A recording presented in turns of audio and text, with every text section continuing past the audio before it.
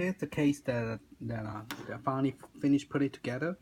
The fan, you could put it underneath, and I have both the copper and the aluminum heatsink. I put 2 plates in there, and same with the one at the bottom.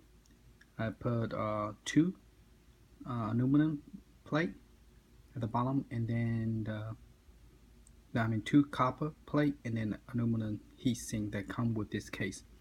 This case actually look very nice and pretty. It have all the holes you need, so you could put the cable in. But the problem is sometimes it come broken, and I have to put two order in together to make one that work, because the plastic here it come broken when you peel off. It already broken before you even start peeling off all the paper between the top and bottom each of this plate. And once you peel it all off, it look nice and clear. And bottom, I also put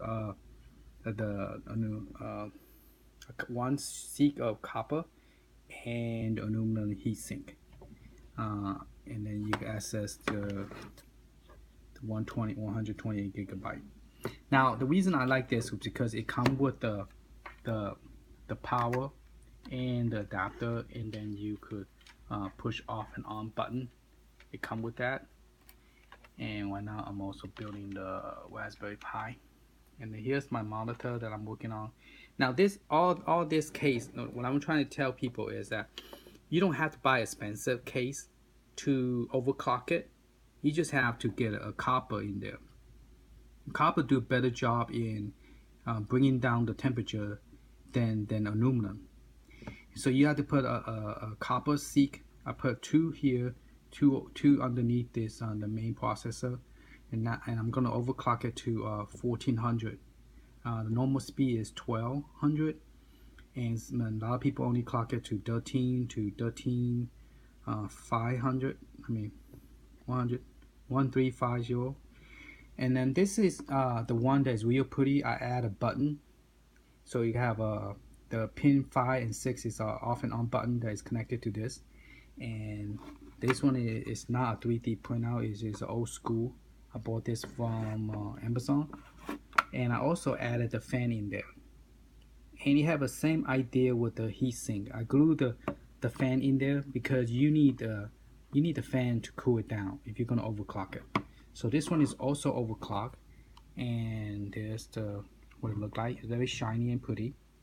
Okay, so this is also overclocked, and about one is a little bit 1 finger thick higher. And then I also got one is a 3D printout. This one is the first one I bought. I'm gonna move this button into my arcade, so I'm going to pull this out, put it in here, and then put this into this machine, and then put that monitor into this machine here. Okay, so this is also, I have a fan in there, and this case is pretty nice. It's cut very well. It have open hole here already, not like Sega Genesis doesn't have a hole. The one I built, I probably might do some screen show you. I took it apart because I didn't like the way I cut it, so I'm remaking it. But the one I have also, I cut a hole here on top, so air could flow through. And then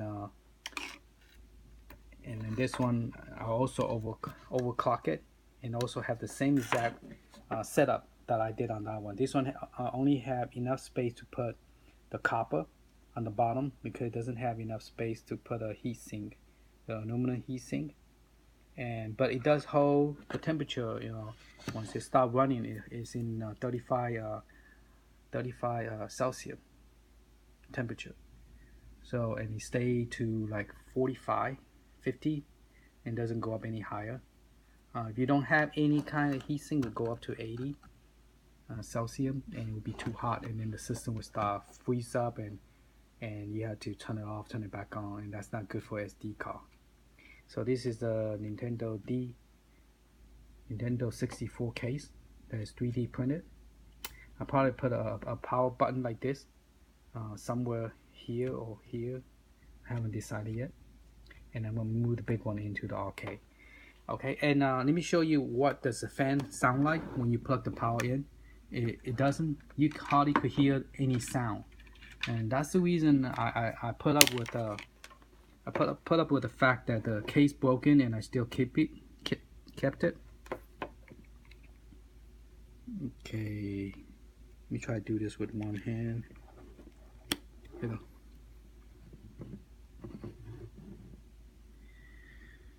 And let me plug my RK in.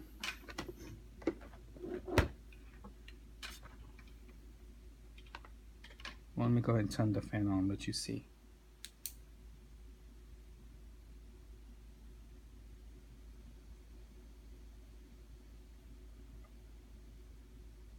Yeah, the fan is spinning, but you don't hear any sound.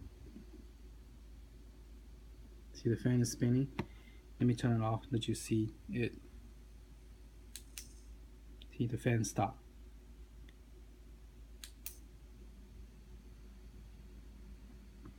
So you don't hear anything. It's very quiet. So that's the reason I purchased this from Amazon as well. It's $17.99, I believe. But the case is, case sometimes come with broken. I bought 3 and 2 of them broken. Yeah, so, but it's a nice case, and it does hold the overclock. So you don't have to buy a fancy aluminum case. You could buy any of those cute cases that you're looking right here, and they all work fine with overclock. You know, just do what I show you about how to put it in there. And previously, the video I have, check those out. It'll show you what I put in there. I put 2 plates under here, copper, and then the aluminum. Go over this one more time, and then 2 here, and aluminum heatsink, and the bottom just 1 plate, and aluminum heatsink, and that's it. And then the fan, and then I'll show you on the computer how to overclock it, and we could test the speed and the temperature, and we go from there. Thank you.